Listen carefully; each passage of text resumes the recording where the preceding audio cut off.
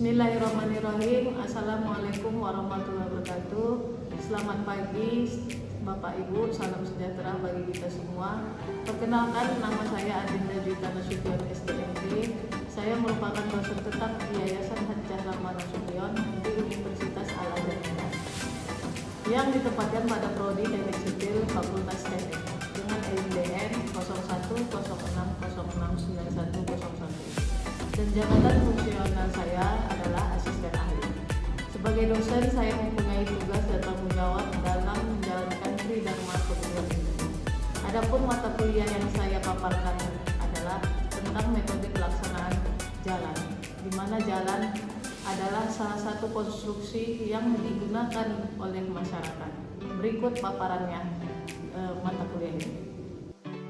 Assalamualaikum warahmatullahi wabarakatuh. Waalaikumsalam warahmatullahi wabarakatuh. Hari ini kita masuk ke pertemuan kelima ya, tentang pelaksanaan pekerjaan pengecoran jalan. Jadi saya di sini ngambil jalan untuk rigid ya, atau beton. Nah, sebelum kita masuk ke pertemuan, biasa ya kita link absensi dulu di Google ya. Nanti kalian bisa pakai barcode ya. Lalu sebelumnya nanti ada pretest dulu biar supaya kalian paham nih sebelum kita masuk yang materinya, kalian apa aja sih yang kalian ketahui gitu ya.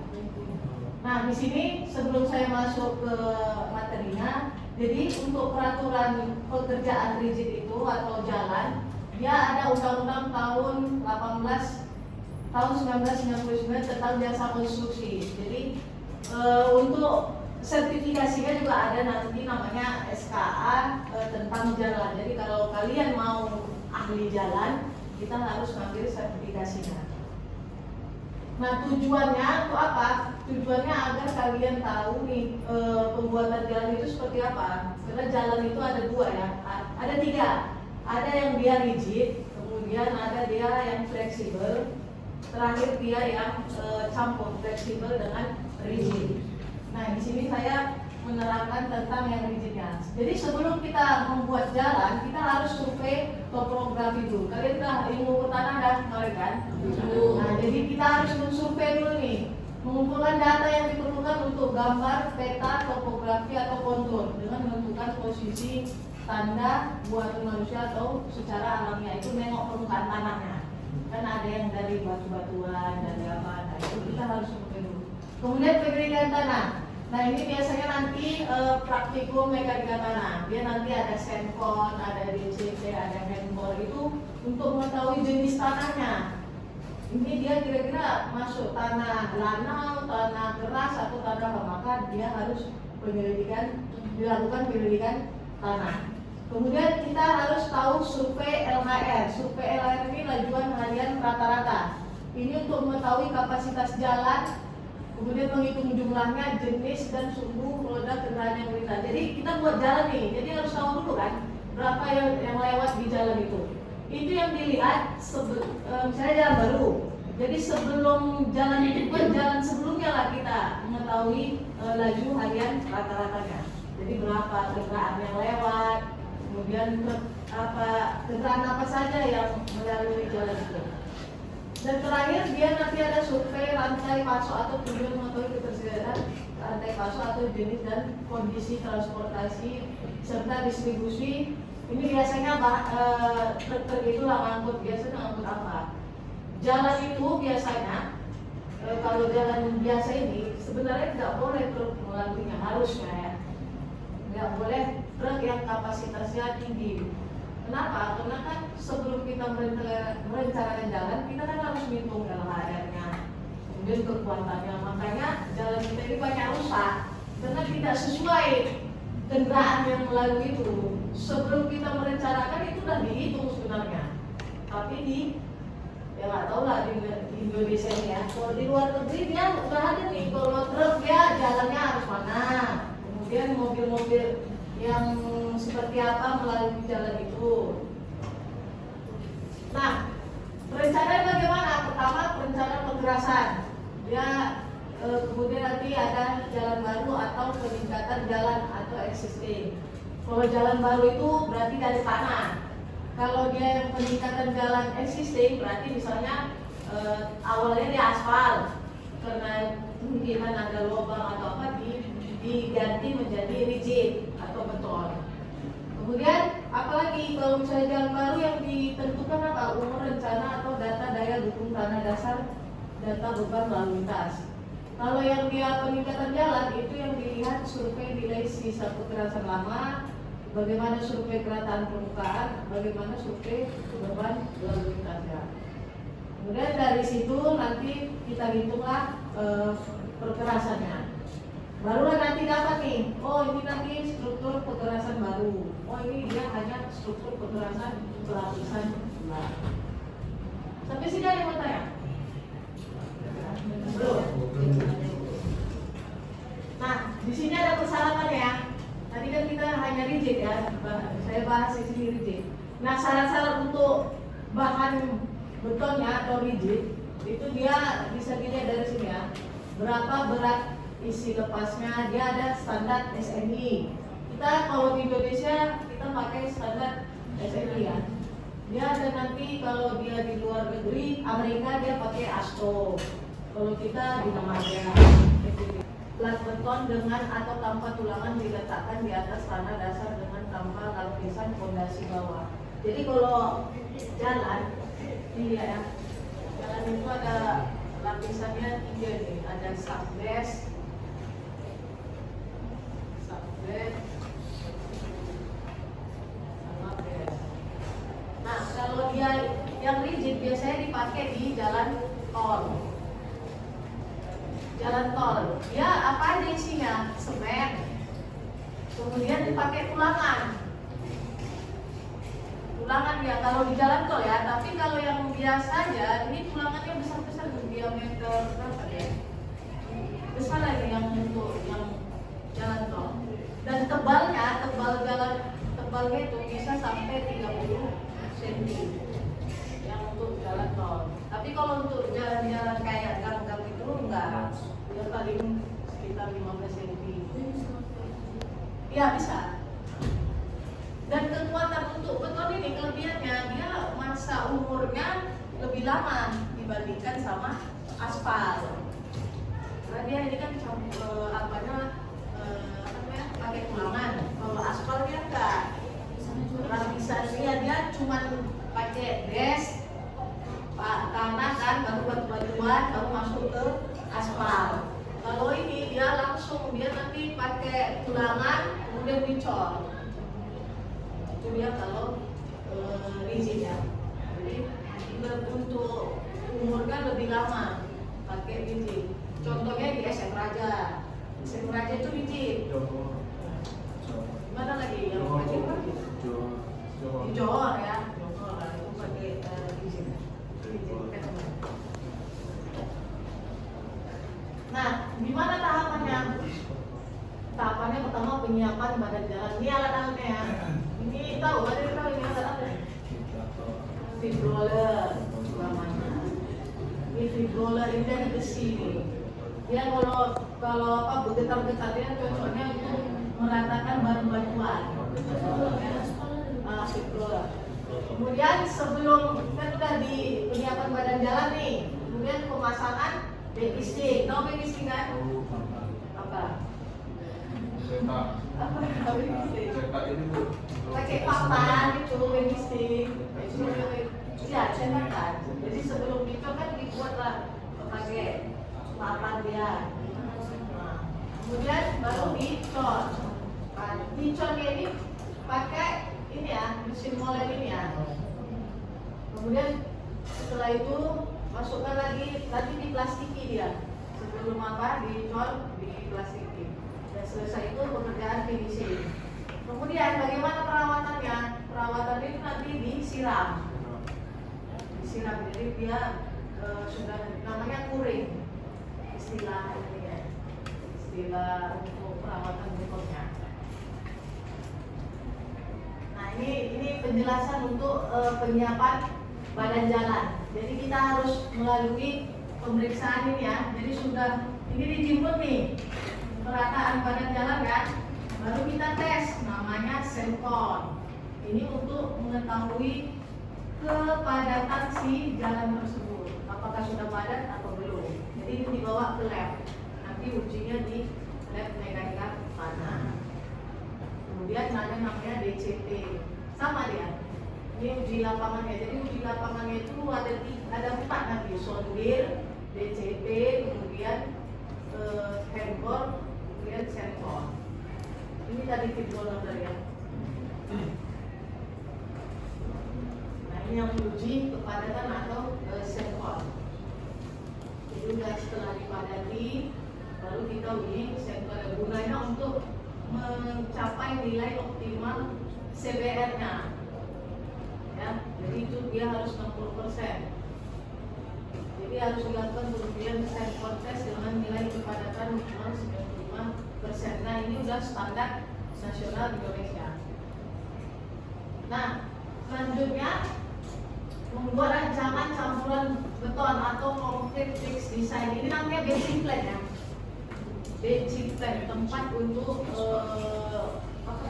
produksi beton. Di sini dia kalau merek-merek di Medan dia ada namanya Kraton. Kan ada sering lihat mobil molen. Nah, itu dia yang hijau ada Kraton, kalau putih dia Dexton. Itu nama-nama merek untuk semen. Ini namanya basic plan. Kalau mau lihat di sini di Binjai ya, ada Binjai itu ada sebelah kiri. Pernah ke Binjai? Gimana? Dekat tim pun ada. Itu untuk pembuatan beton. Nah, dari mana persiapannya? Ya, pembersihan lapis fondasi dari kotoran apapun. Jadi kalau mau ngecor, dia harus bersihkan dulu ya. Jangan ada apa-apa, karena nanti bercampur nih campurannya. Karena di basic plan ini sudah diatur nih, dia nanti otomatis ini berapa di beton itu ada K, ada namanya K 300, K 350, K 150, K 100. Nah, ini sudah diatur di basic plan ini. Berapa semen ini dia berapa semennya, berapa pasirnya, berapa kerikilnya. Inilah dia mutu, namanya dinamakan mutu beton. Nah, jadi untuk persiapan pengecorannya, pembersihan, pemasangan bond breaker dari plastik itu plastik ya. Kemudian pemasangan tulangan, karena kita mau pakai rigid. Nah, nama ininya double. Nama di lapangan itu double. Kemudian pemasangan crack industrial atau setengah kayu kasona ini biasanya untuk backistingnya. Nah, backistingnya kan, backisting melintang awal pelaksanaan harus kuat. Nah ini untuk peralatannya. Kemudian peralatannya bagaimana? Kuring yang harus dilakukan adalah semprotan. Jadi sudah dicor, baru kita semprot. Itu untuk perawatan beton. Nah setelah itu gimana? Nah ini baru kita ngecek mutunya, mutu dari semen tadi, beton tadi. Jadi setelah dicor, sebelum dicor kita harus ambil sampelnya dulu.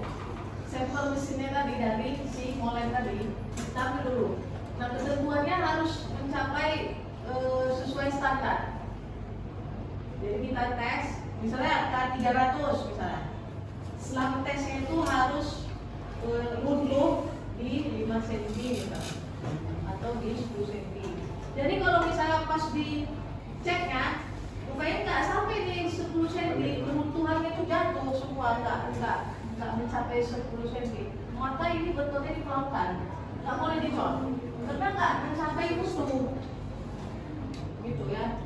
Jadi kalau misalnya kita bawa runtuh, dia berarti K300 ini berat ya, dia kental betonnya. Jadi kalau misalnya diambil nih, pas waktu dituangkan hancur dia, berarti kan nggak kental kan, nggak mencapai ini kan. Maka wajib ini dipulangkan sebagai nanti kalau kalian pengawas, lain yang ngecek, yang pengawas di lapangan, dipulangkan nih, wajib dipulangkan karena tidak sesuai standar. Itu dia arti dari slantex. Jadi ada pelajaran yang lebih lanjut ya.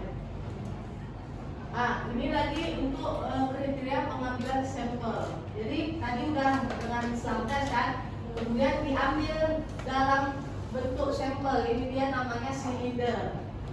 Jadi kita setelah kita uji berjumlah 2 silinder berukuran 150 kali 300 atau 15 kali 30. Nah ini nanti dites untuk menguji kuat apa? Kuat tekan beton. Jadi tadi ya sudah diambil diuji, dia nanti ada sampai 28 hari direndam. Jadi nanti kan dimasukkan ke silinder. Jadikanlah dia seperti ini. Udah, nanti ini direndam. Baru nanti diuji lab kuat tekannya, apakah itu sesuai atau tidak. Tapi kalau hancur, ini udah kecor ya. Tadi selang tesnya oke, nah lolos ya kan. Ternyata sudah diambil waktu dibawa selama 28 hari hancur nih, berarti nggak kuat kan? Bongkar, wajib bongkar itu. Jadi iya, wajib karena nggak sesuai. Selang tesnya oke, ternyata pada saat itu kenapa kira-kira? Kira-kira ada yang tahu? Kira-kira apa? Dia selang tesnya oke lah, ya kan? Pada saat diambil oke. Ternyata pas waktu sudah dimasukkan ke sampel dan kita rendam 28 hari, hancur, dia nggak sesuai nih buat tekannya. Kira-kira kenapa ya? Ada yang tahu? Enggak, kemarin ada belajar buat tekan betul kan? Yang sama Pak Arfi kan? Belum, enggak ada dijelasin. Oh ya. Kira-kira kenapa itu? Ada air, terus semennya, perbandingan semennya. Nah itu, ya bisa aja pada saat itu pas dia selang tesnya kan kita nggak tahu kan. Dan pas udah disebar, udah dimasukkan ini kan, bisa aja terjadi buat tekan betulnya nggak pas. Jadi itu wajib dibongkar. Tapi nggak tahu lah ya kan. Sekarang bisa aja cincau ada ya. Itu nggak tahu lah. Tapi harusnya itu wajib dibongkar. Nah ini cara penghamparannya. Nah ini kalau untuk di gang ya, seperti ini ya, di gang, jalan gang. Nah kalau di gangnya nggak pakai tulangan kan, nggak ada tulangannya. Nah kalau di jalan tol, terus saya tuh proyek jalan tol dulu kan, dia pakai besi nih di tengah-tengah itu, besi dol. Itu kalau jalan tol sama jalan biasa sama. Apa ya? Untuk rigid. Sama, hanya bedanya tulangan aja. Ini kan untuk di gang, dia kan melewat ini kan nggak terlalu banyak, makanya dia harus diperhatikan juga. Kalau kira-kira hanya lewat motor, mobil biasa nggak pakai tulangan. Tapi kan kalau jalan tol kan semua. Tapi untuk ketebalannya? Ketebalannya ya paling dia 20 cm. Iya. Ya tergantung apa yang lewat di situ kan. Tapi kalau di jalan tol ya wajib memang tebal dan harus pakai tulangan. Karena kan yang lewat banyak, bukan mobil biasa aja. Nah ini dia seperti ini ya. Kalau untuk beton dia dikasih gridi. Kenapa? Supaya nggak licin. Jadi 3 garis ini, kasih garis ini. Itu kalau jalan beton ya. Nampak Kemudian pembuatan dilatasi. Dilatasi itu pembagian ya. Jadi kalau di jalan tol saya per 5 meter ini. Jadi jalannya per 5 meter dibikin dilatasi. Nah kalau dia biasanya per jarak 4 meter. Nah itu apa? Untuk menggunakan konkret. Ini dia menggunakan pakai konkret cutter ya. Jadi pengkajian harus dilakukan minimal 4 jam setelah pengecoran. Jadi dilakukan sedalam tidak kurang 1/3 tebal plat beton. Jangan sampai dalam. Jadi hanya 1/3 aja. Dan tegak lurus pada permukaan plat beton di tempat-tempat yang telah ditentukan. Itu udah sesuai standar ya. Jadi harus dibagi per 5 meter kayak dibagi gitu lah. Tapi nggak dalam 1/3 tebal plat betonnya. Nah ini perawatannya kuring tadi. Jadi setelah pengecoran Sudah selesai, barulah kita siram. Itu untuk perawatan betonnya. Bukan di jalan aja. Setiap pekerjaan beton memang wajib disiram. Bukan hanya pekerjaan beton. Jadi kuring itu adalah proses yang bertujuan untuk menjaga agar beton tidak terlalu cepat kehilangan air atau menjaga kelembaban dan suhu beton. Kemudian segera setelah proses finishing beton selesai secara garis besar, kuring beton untuk memastikan proses pengikatan awal. Jadi ada kuring material berbahan dasar yang ditambah pelarut dan bahan-bahan ini, biasanya air biasa bisa, ada juga yang ditambah obat. Itu ada waktu tertentu. Untuk kuringnya ada. Jadi paling enggak dia nanti kan setelah pengecoran kan masih basah nih, sorenya baru kita siram, baru besok lagi. Ya ada yang pakai obat atau air biasa aja. Jadi kira-kira berapa hari bisa digunakan jalan itu? Biasanya kalau dia 2 minggu itu udah bisa. 2 minggu. 2 mingguan lah bisa dipakai untuk jalan. Jangan pula malam hari ini dicor, besok kelihatan itu 16. Pakai kucing lah, kucing kan lewat dia. Tapi tapak kaki kelihatan di situ. Oke, ada yang bertanya sampai sini?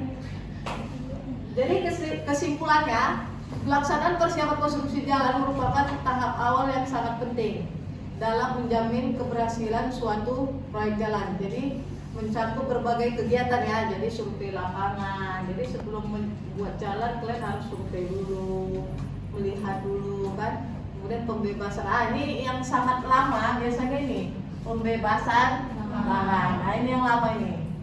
Ini biasanya gara-gara ini harus yang kontrak kerja kita misalnya ya 1 bulan misalnya. Nah, gara-gara pembebasan lahan ini bisa ini dari 3 bulan.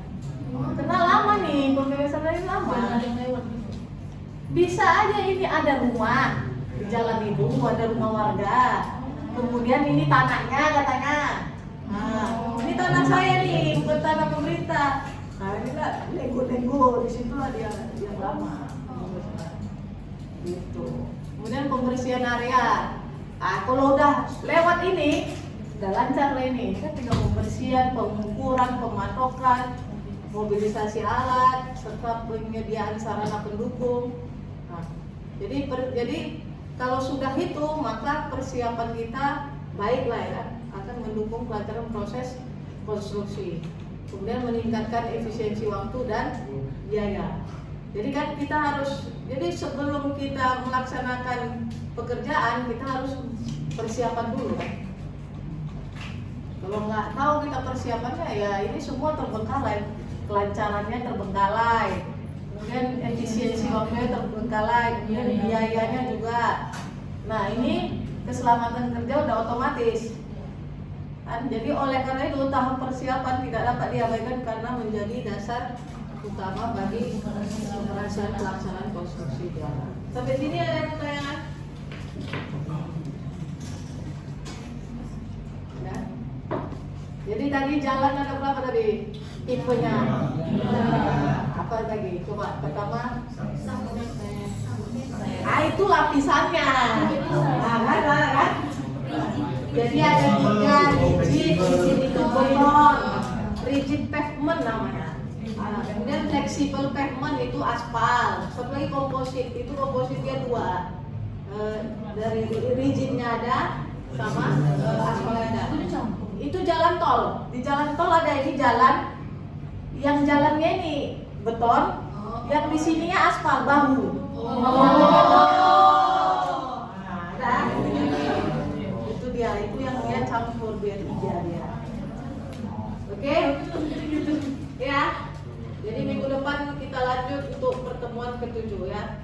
Ya saya akhiri ya. Wassalamualaikum warahmatullahi wabarakatuh.